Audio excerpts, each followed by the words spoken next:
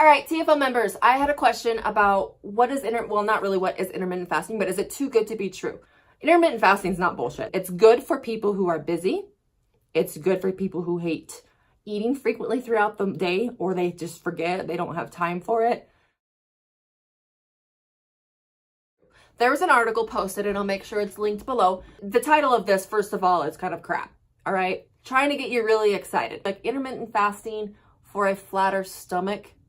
All right, just a little quick tip. If anything that you read is going to tell you that this will target this area, it's bullshit. It's a selling technique that us fitness individuals use, because if we were to say that you would lose weight, that's not going to get you as motivated if it's going to say it's going to get you a flatter stomach. Remember, spot reduction. I put a video in the TFL membership site that talks about that, and spot reduction is kind of bullshit. You can't tell your body where to specifically lose weight. If we could, wouldn't we all have like the perfect body? Now, intermittent fasting. Generally, intermittent fasting is where you're going to fast for about 16 hours. There's a lot of different rules out there, but in general, it's like you fast for 16 hours and then you eat for 8 hours.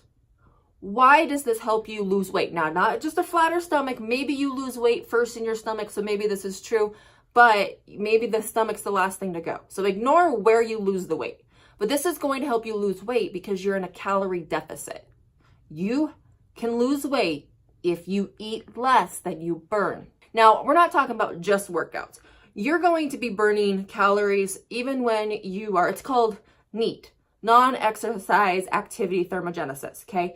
So if you just even fidget a lot, if you walk around your office a lot, if you get up and down from your chair a lot, if you are vacuuming, putting laundry away, cleaning up after your kids, that is all non-exercise activity, and that's going to also help you burn weight or burn calories, okay? So it's not just your workout, but if you eat less than what you burn, you are going to lose weight. Why intermittent fasting is so popular is because I feel like a lot of people don't like to eat breakfast.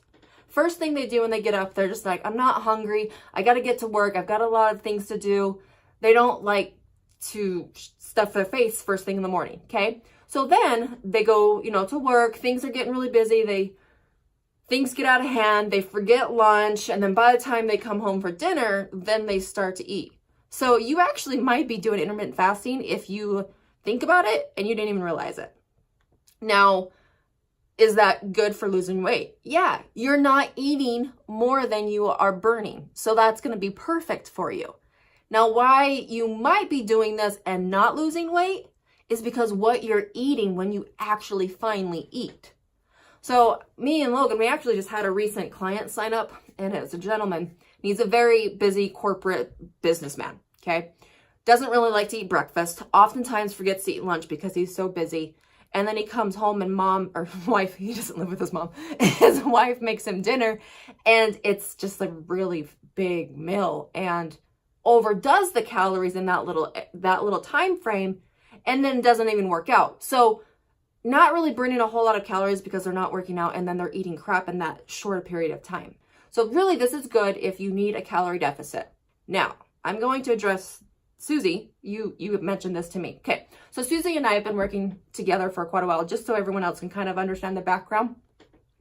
Susie needs to put on muscle. She's one of those lucky ones, and I say lucky because it's honestly just as hard for her as it is for everyone else. She needs to put on muscle. She's very petite.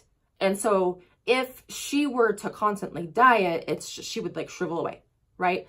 So Susie, for you, intermittent fasting could be good for you because I know we've always had a hard time with getting enough meals in the day. When work gets busy, you've just struggled with getting that in there. But with keeping your muscle or adding more muscle, that's going to be really bad. I mean, well, you might even be like a genetic freak that you could, but just because I've worked with you long enough, putting on muscle for you is really, really hard. So I don't know if intermittent fasting is going to be ideal for you to gain muscle. Not gain weight, gain muscle. Now, you could do intermittent fasting with all of your other macros, like your fats and your carbs, but then not do intermittent fasting with your protein. There was somebody that suggested told about a research study that they found anabolic growth, muscle growth in people or in animals, I think it was in animals first, that had evenly spread out their protein throughout the day, right? So it's not like you fasted, and then a spike in protein at dinner. Those people didn't put on any more muscle. But if you were to evenly spread out protein here, a little bit later, protein here, a little bit later, protein there, you were able to put on muscle. So if you do really like the idea of intermittent fasting, Susie, I would do it, but then, and not like eggs and like chicken for your protein, but like protein drink shakes. So breakfast, protein shake, lunch, protein shake. Then you're going to finally at dinner eat. But dinner is still not like go have pizza or, you know, like all this unhealthy tacos. I'm like, honestly, there's no bad food, you know, but I'm talking about overdoing it. So like whole pizza, you know, and eating like 12 tacos. You're a very petite girl, so good luck for eating 12 tacos. But you could do that. That's been suggested. And maybe even just try it. It might just change it enough that you're just like, your body's like, yes, let's do it. So if you do try any new diet, and it's not just intermittent fasting, if you try any new diet, give it some time. Your first week's probably going to be a little rocky. You're not going to do very well. So the first week is just like learning. Second week is your body's starting to catch on. Third week, it's starting to kind of go into effect. So by the third week, if you're starting to see some light fluctuation in the scale, like a good way, like the scale's going down, then maybe stick with it. But none of this like yo-yo diet. You all know that I hate yo-yo diets, right? So you're not going to do intermittent fasting for a few days and be like, oh, it didn't work. It's bull crap. Well, no shit, it didn't work. You only did it for 2 days, okay? Consistency is key with fitness and nutrition and all of it, all right? So try that. I know in this article, it does make it sound like it's just really, really great. So in this article, it even talks about you must eat every 2 to 3 hours. That's what like a lot of us fitness people even were taught way back when. Even when I was getting on stage, building muscle, you had to eat frequently. Now there's a lot more research out. Like I said, if you want to put on muscle, evenly spread out your protein. You know, with breakfast, protein, lunch, protein, dinner, protein, snacks, protein. But to keep you in a calorie deficit, maybe lunch is a low carb because you're going to have a little bit higher carb at dinner. Like the carbs and fats can fluctuate, but to put on mass, muscle mass, maybe keep those proteins even. Intermittent fasting is not bullshit. So, I mean, it's a thing. It's good for people who are busy. It's good for people who hate eating frequently throughout the day, or they just forget, they don't have time for it. But remember, it's good for weight loss because it puts you in a calorie deficit. Yeah, you could eventually get a flatter stomach if that's where you lose weight. Like at first you might lose weight in your upper body, then it goes down to your stomach, and then it finally hits your ass. But eventually you're going to get there. It's not like it's going to magically just make your stomach flat. It's going to make you lose weight because you are eating in a calorie deficit. But to put on muscle, don't sacrifice your protein. That's pretty much it. Like that's, let me quickly look through this and see. I mean, it simplifies nutrition. That's one thing. So Susie, you probably saw this and you're like, I freaking love this, just because nutrition can be overwhelming. If any of you are just like, I just don't know what to eat, I don't feel like eating all the time, try this, okay?